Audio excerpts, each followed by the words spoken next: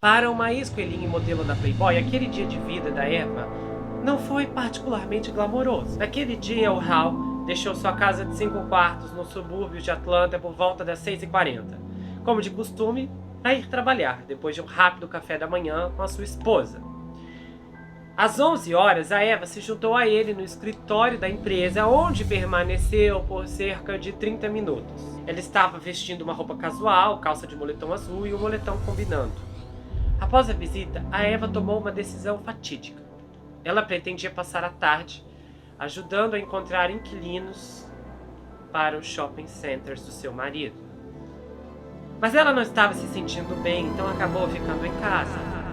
Quando ela voltou para casa pouco antes do meio-dia, ela atendeu o telefonema, que era uma proposta de telemarketing do Instituto de Arte do Colorado. No meio da tarde, ela estava deitada no sofá, enrolada, lendo um livro de óculos, quando alguém bateu na sua porta. Quando ela foi cumprimentar essa pessoa, ela se deparou com uma violência repentina e chocante.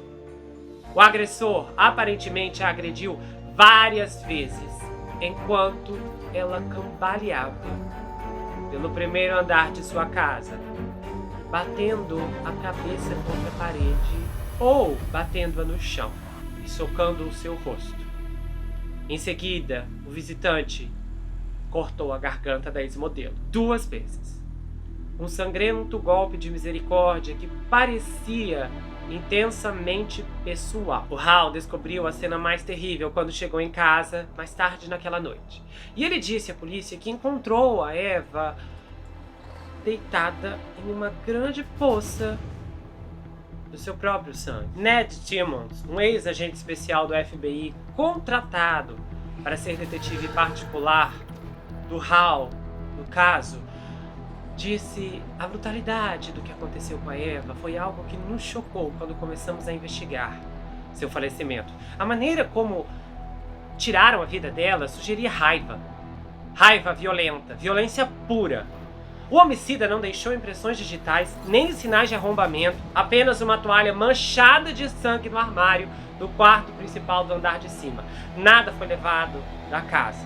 Nem o cofre cheio de joias caras da Eva no quarto, nem sua carteira e cartões de crédito, nem suas roupas sexy de escravidão que os investigadores encontraram no armário. A pessoa nem mesmo tirou os anéis de seus dedos, embora as joias tivessem a aparência de serem valiosas e provavelmente muito caras.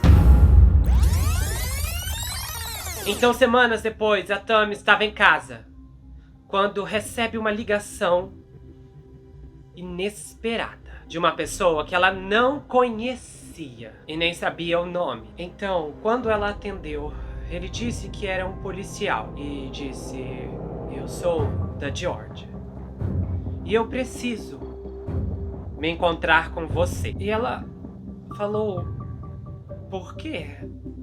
O que está acontecendo? O que você quer comigo? Ele não disse. Mas no caminho para a delegacia da polícia local, então ela soube que alguém havia tirado a vida da Eva. Quando a Eva voltou para Georgia da sua viagem ao spa, no final de abril de 2008, a Pam ligou para ela para conversar. Ela estava escondendo algo de sua irmã e queria contar seu segredo a ela. No último minuto, a Pam decidiu que não iria mais contar. Em vez disso, elas conversaram apenas por um curto período de tempo. O segredo que a Pam estava escondendo é que ela havia começado a fumar novamente depois de ter parado por muitos anos. Então, cerca de 3 dias depois, ela recebeu um telefonema da casa da sua irmã. Mas não era ela.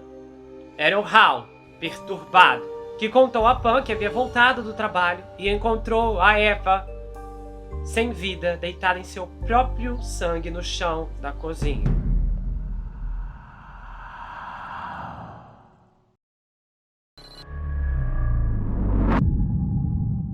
O homicídio angustiante abalou aquela comunidade rica. E quando o departamento de polícia de Gwinnett começou a investigar, eles descobriram uma série de segredos. O departamento de polícia do condado de Gwinnett descobriu que a Eva também levou um soco antes da sua garganta ser cortada no ataque daquela tarde. E o Hal contou que quando chegou em casa ele sabia que algo estava errado, porque ele dirigiu seu Bentley para a garagem pouco antes das 19 horas e achou incomum que a Eva não encontrasse na garagem até a porta da cozinha. Ele alegou que esse era o costume dela ao ouvir a porta da garagem sendo acionada. Mais tarde, o Hal disse à polícia que quando entrou na casa e encontrou a Eva na cozinha, ele acreditou que ela tinha o telefone da casa nas mãos e devia estar tentando pedir ajuda quando foi atacada. As autoridades foram chamadas à casa em Sugar Lake Court por volta das 18h54 do dia 1º de maio. Quando os policiais chegaram, o corpo dela estava frio ao toque e o Hal estava extremamente perturbado.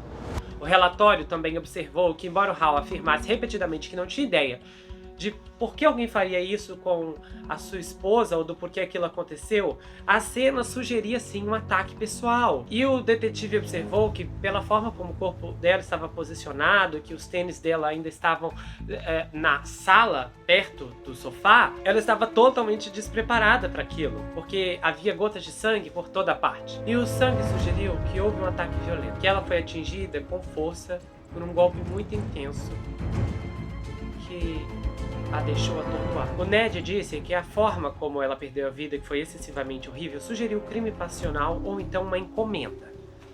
Um golpe pago. As autoridades também encontraram uma toalha branca com o sangue dela no armário adjacente. O relatório investigativo disse que o médico legista concluiu que ela sofreu 2 lacerações distintas no pescoço e faleceu devido à perda de sangue. O primeiro golpe a teria tirado a vida, e o segundo foi chamado de corte seguro. Então por que simplesmente não entraram e atiraram nela com uma ferramenta de fogo? Por que a violência? Isso que chocou as autoridades, até porque não é fácil cortar a garganta de alguém. A autópsia também observou que a Eva não exibia sinais de ter sido ter tido alguma coisa com alguém, ou até mesmo ter sido agredida antes de falecer, agredida intimamente, e que ela sofreu pelo menos 2 contusões na cabeça durante o ataque, uma na testa e outra no lado direito do rosto. As feridas eram consistentes com um golpe forte, ou como algo que eles descreveram de repente com alguém jogando a cabeça dela contra a parede ou até mesmo contra o chão, e depois que fizeram isso, deram outro soco ou outro golpe. Os investigadores relataram que ela foi atacada no meio da tarde, horas antes de voltar do trabalho, um fato que surpreendeu vários vizinhos do casal, e um deles até disse ao jornal local: foi em plena luz do dia, essa é a parte mais estranha. Outro vizinho, chamado Sean Sharma, disse que o Hal havia ligado para casa por volta do meio-dia para convidar sua esposa para almoçar, mas ela não atendeu o telefone. Então, mais tarde, quando o Hal descobriu o corpo da Eva, ele correu para a casa do Sean em busca de ajuda. E ele disse, sabe, ele estava chorando muito. Oh, minha esposa, o que aconteceu? Desde o início, a polícia tentou descobrir se o homicídio dela foi um crime passional. As autoridades rapidamente descartaram Hal como suspeito, pois ele tinha um álibi. O relatório investigativo observou que depois de visitar brevemente um funcionário em casa, o Hal entrava e saía do trabalho o dia todo. Ele até parou no Taco Bell para almoçar. O Hal passou por tudo no dia do homicídio, e muitos desses lugares tinham câmeras de segurança. E os investigadores conseguiram juntar seu dia e concluir que ele tinha um álibi inoclável. E quanto aos ex-maridos dela, a Eva aparentemente ouviu falar do seu terceiro marido apenas alguns meses antes daquilo acontecer. Parece que ele ligou para ela para dizer um oi e disse: olha, minha esposa quer jantar com você e com o Hal. Só que ela não via nenhuma razão para isso acontecer. E o Ned Timmons, o investigador particular, observou que sua equipe investigou o terceiro marido e não viu nenhuma indicação de que ele estivesse envolvido nisso. Não está claro se as autoridades investigaram seus outros maridos, mas em 23 de julho de 2008 as autoridades foram alertadas sobre um pacote suspeito que havia sido enviado ao Atlanta Journal, que havia noticiado o crime anteriormente. Dentro do envelope pardo, os policiais descobriram uma carta não assinada composta por letras recortadas de revistas e outros recortes de origens coladas em uma folha de papel para compor uma mensagem. A carta era de um apaixonado rejeitado pela Eva. A nota começava assim: aposto que a Eva K. Winnow nunca contou a ninguém o que ela realmente era. Acontece que ela era apenas uma garota de programa avarenta. Eu a amava!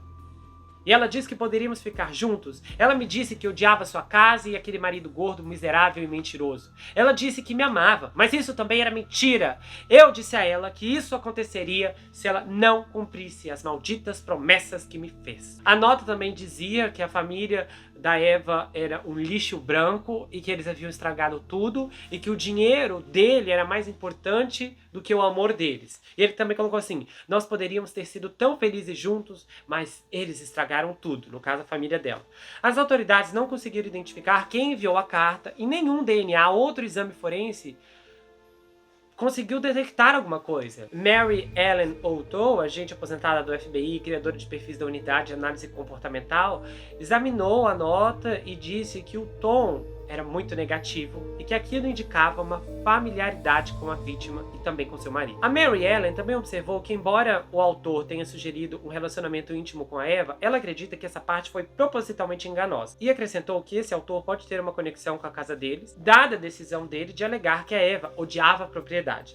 Quando a decisão de enviar a nota a uma agência de notícias, ela disse que isso apontava para um desejo do autor de envergonhar publicamente o casal, o que novamente sugeria que o indivíduo desconhecido de repente conhecia a Eva de alguma maneira. Ela falou que os temas da nota também sugeriam que, de repente, em circunstâncias cotidianas, essa pessoa poderia fazer comentários insultuosos e humilhantes sobre a Eva e o seu marido em conversas com outras pessoas, com o propósito de rebaixá-los, só que sem usar palavrões. Aí um porta-voz da polícia disse que, apesar do tom irritado da carta, ela não apontava para nenhum suspeito conhecido do casal. Embora os investigadores não tenham encontrado evidência de que a Eva estava tendo um caso, eles ficaram um pouco surpresos quando encontraram as roupas de fetiche, que eram bem atrevidas, dentro do armário do quarto principal. O detetive Ned disse que o Hall tentou dizer que todas essas coisas pervertidas da Eva eram de uma fantasia de Halloween.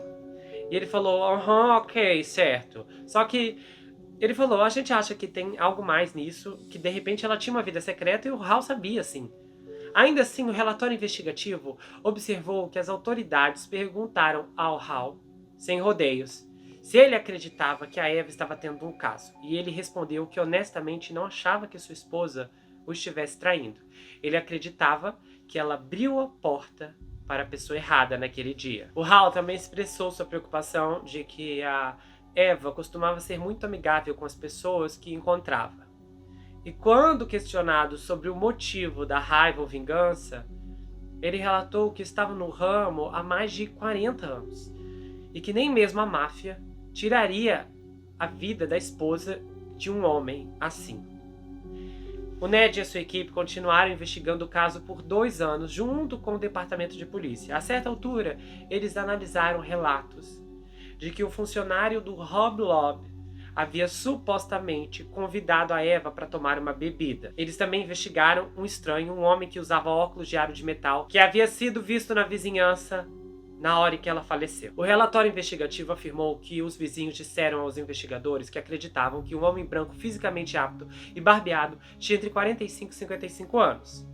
E que um vizinho chamado Vishal Sharma disse aos investigadores que o estranho abordou sobre uma casa à venda na rua deles. E esse vizinho o viu novamente caminhando na entrada da garagem da Eva no dia do homicídio. Então, alguns minutos depois, ele olhou intencionalmente para a janela, procurando pelo sujeito, mas não o viu mais. Ele tinha certeza absoluta que era o mesmo homem que o abordou sobre a casa na tarde anterior. Então, em 2010, quando os investigadores estavam examinando os pertences pessoais do Hall, eles encontraram a foto de um homem que se parecia com a descrição do estranho nos óculos de aro de metal. O esboço do crime parecia corresponder ao indivíduo que apareceu em 2 fotos da década de 1980, mas as autoridades ainda não sabem a identidade do homem nas fotos. Houve dicas de pessoas que se encaixavam na descrição, mas quando investigadas, eventualmente não deram certo. O porta-voz da polícia disse: sabe, nós conversamos com todos que conhecemos. Quero dizer, conversamos com todo mundo. E esse cara nas fotos claramente os conhece. Mas até hoje nós não sabemos quem ele é. A Pam acrescentou que não reconheceu o homem de óculos, mas acredita que, se ele for identificado, isso poderia ser uma pista importante para descobrir o que aconteceu com a sua irmã. Ela falou: alguém tem que conhecer esse cara, certo? Após o que aconteceu com a Eva, o Hal ofereceu uma recompensa por pistas que acabou chegando a $250 mil. E ele também se recusou a deixar a casa alugada que dividia com sua esposa há 16 anos. Ele disse que se sentia mais próximo dela se ficasse lá. E a família sempre tinha medo de voltar para essa casa quando eles iam lá para ajudar o Hal com coisas diferentes. O Hal também impressionou bastante os investigadores particulares, incluindo a equipe liderada pelo Ned. E um amigo dele, advogado chamado Block, disse que ele tinha uma busca desesperada por respostas, até mesmo para reprimir qualquer especulação de que ele podia estar ligado ao que aconteceu com a esposa. E ele disse: eu levei o Hal para minha casa no dia do crime, e depois eu comecei a atuar como porta-voz da família, e eu acredito que uma das razões para a falta de respostas foi que esse caso não foi bem conduzido. Eu acho que esse caso é a definição de um caso arquivado desde o primeiro dia. Nunca foi uma investigação emocionante ou uma investigação intensa da minha perspectiva. O relatório de 132 investigações detalhou que as autoridades rastrearam dezenas de parceiros de negócios do Hal em todo o país, mas não obtiveram pistas.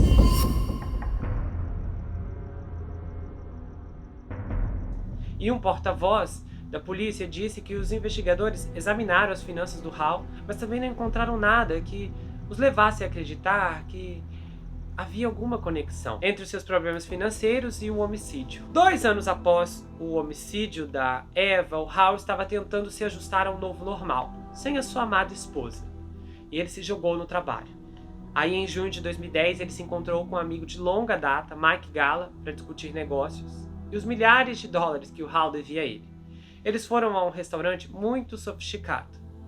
Tomaram um pouco de vinho, comeram um aperitivo e então pediram um jantar.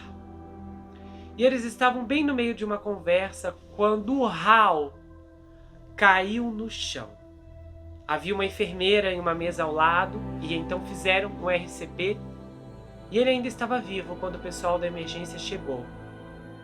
Mas quando Mike e aquele amigo advogado Block chegaram ao hospital, o Hal havia falecido de ataque cardíaco. O Block disse que teve que identificar o corpo do Hal porque chegou primeiro ao hospital, e até mesmo posteriormente ele se tornou executor da propriedade do Hal e descobriu que o seu amigo de longa data escondia muitos segredos monetários também. Mas ele falou: sabe, o estresse de perder a Eva, de ver as suas finanças desmoronar, será que contribuíram para sua saúde? Eu não sei, mas eu sei que ele estava sob muito estresse, e eu sei que ele queria respostas sobre o que aconteceu com ela. Com o falecimento dela, todas essas respostas permaneceram indescritíveis. A irmã da Eva, a Pam, disse que após o falecimento do Hal, o ímpeto na investigação acabou diminuindo, especialmente porque a equipe do Ed teve que parar de investigar, já que não tinha mais o Hal para bancar. E ela disse: eu ainda espero que alguém possa dar uma pista sobre a identidade desse homem de óculos de aro de metal. Sabe, pode ser a peça do quebra-cabeça que está faltando, a coisa que pode abrir o caso. E até ela usou uma frase que o porta-voz da polícia disse também: todo caso arquivado é considerado solucionável, dado as circunstâncias certas. Ela falou: alguém em algum lugar sabe o que aconteceu. E é tudo o que eu preciso saber, é que alguém se apresente para oferecer novas evidências. A Pam ainda tem esperança de que uma solução surja nesse caso, porque eu não vou desistir.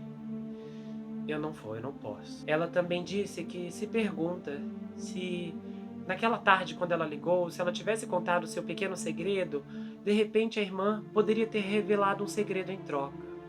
Ela disse: eu penso nisso todos os dias. Se eu tivesse dito a ela que estava fumando de novo, talvez ela pudesse ter me dito alguma coisa sobre aquele dia, e talvez isso pudesse ser uma pista. O caso continua sem solução.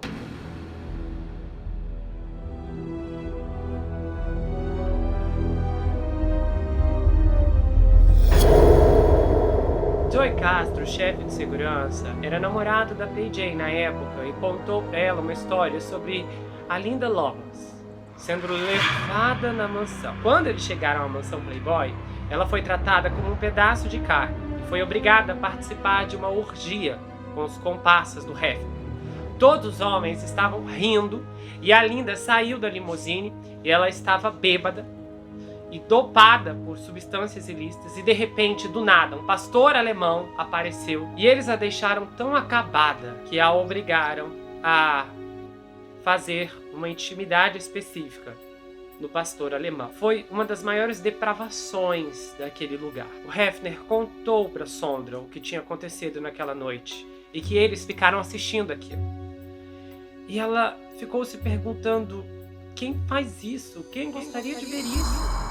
O que aconteceu com a Linda simplifica a atitude da Playboy e do Hefner em relação às mulheres no geral. Esse é o lado mais sombrio da Playboy. Ele não apenas defendia causas progressistas, não só falava das alegrias da vida, da liberdade, da liberação íntima, mas tudo no final se resumia a ver uma garota tendo uma relação com um animal. E aquilo para Sondra era horrível.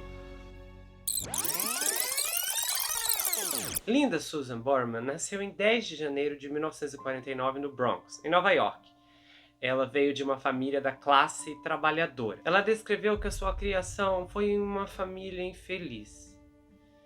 Sendo filha de John Borman, um policial que raramente estava em casa, e Dorothy Borman, uma garçonete que era dura, sem amor e dominadora, que acreditava fortemente em castigos corporais frequentes, a Linda não tinha muito a quem recorrer.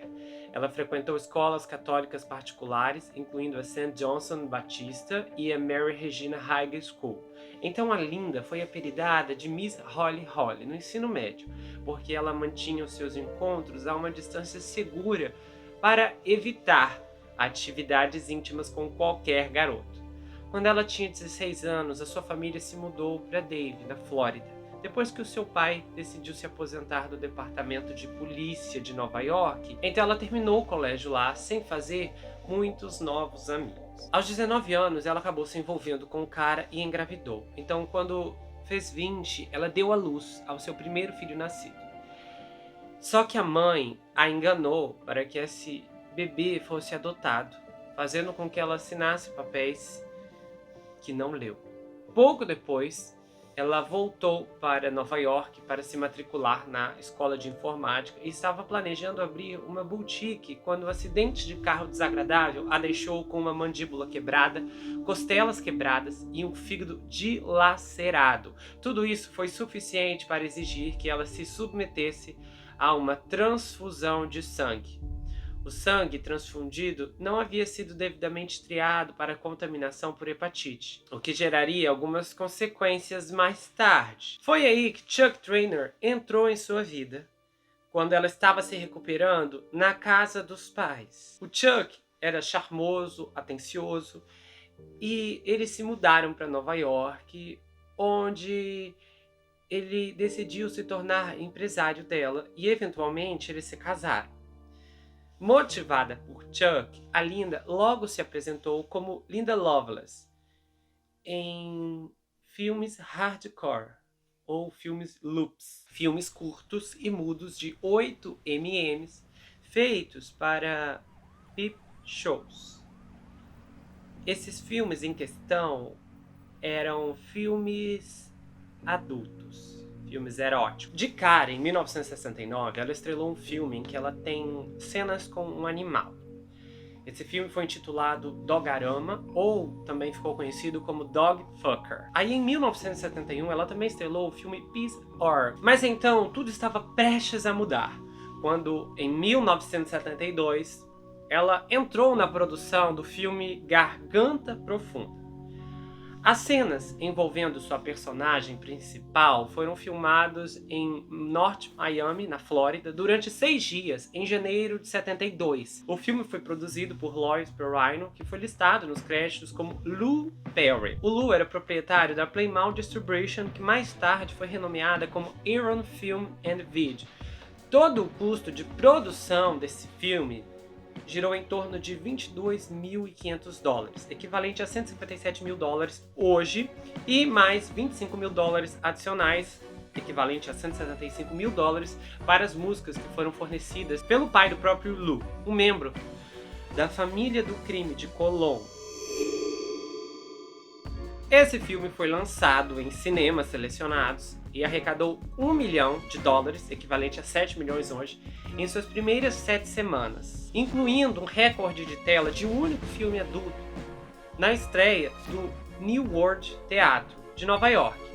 Aí o filme arrecadou 3 milhões de dólares, equivalente a 21 milhões de dólares hoje, em seus primeiros 6 meses de lançamento. E ainda estava classificado entre os 10 filmes de maior bilheteria 48 semanas após o seu lançamento.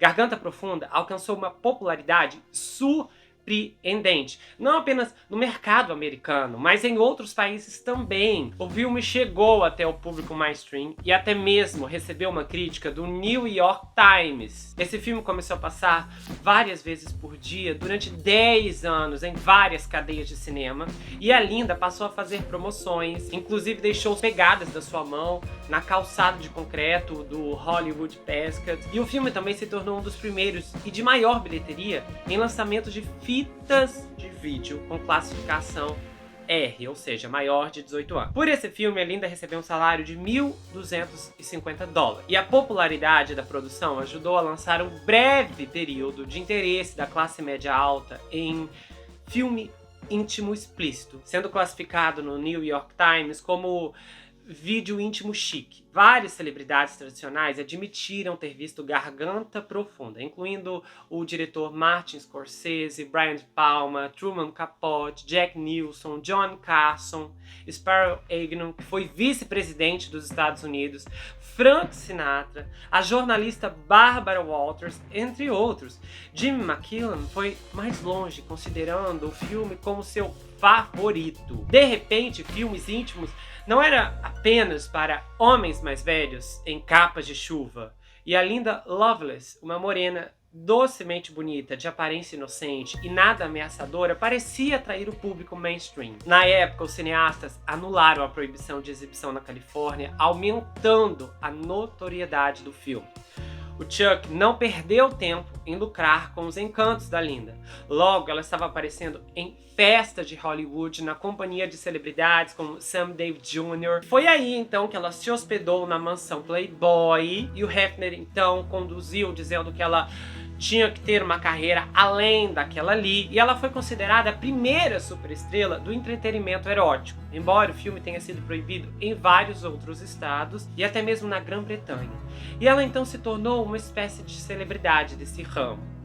Ela e o Chuck davam entrevistas a revistas e ofereciam conselhos aos interessados em melhorar a sua técnica, que é apresentada no filme, e o Chuck até disse: olha, não tente aprender muito sobre isso. Você pode realmente se machucar. Eles também alegavam em entrevistas que o filme era educativo. E a Linda até disse: olha, eu recebo cartas, cerca de 100 cartas por dia, muitas delas de reverendos e psicólogos. E eles dizem que Garganta Profunda definitivamente tem um valor social redentor. Há números que chegam até 600 milhões de dólares, equivalente a 4,2 bilhões hoje, e foram citados, o que tornaria a microprodução dos filmes de maior bilheteria de todos os tempos, com preço médio de ingresso de 5 dólares, o que seria equivalente a 34,98 centavos em dólares.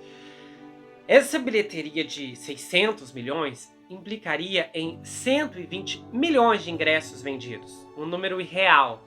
Embora as vendas subsequentes do filme em vídeo doméstico certamente tenham trazido uma receita adicional gigantesca, a estimativa do FBI é que o filme produziu uma receita de aproximadamente 100 milhões, que seria equivalente a 700 milhões de dólares hoje.